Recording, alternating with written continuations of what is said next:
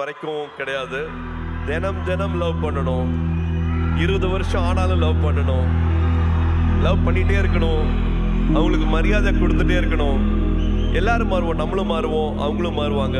20 வயசுல இருக்கிறது வேற, 25 வயசுல வேற, 30 வயசுல அவங்களோட ப்ரியாரிட்டிஸ் வேற, மனசு வேற மாதிரி மாறும். எதுக்காக போறோம், என்ன தேடல் அப்படிங்கிற மாதிரி பல விஷயங்கள் வாழ்க்கையில மாறிட்டே இருக்கும். பட் அந்த அன்பு, அவங்க மேல இருக்கிற காதல், அது மாறவே கூடாது. லவ் அட்வைஸ்னா, நான் தான் ஒரு ஆண் ஒரு இடத்துக்கு போறதுக்கு ஒரு வண்டி எடுத்துட்டு போறாருன்னா 1 hourல போயிடலாம். ஆனா அதே பெண் அதே இடத்துக்கு போகணும் அப்படின்னா அது 10 மணி நேரம் கூட ஆகும்.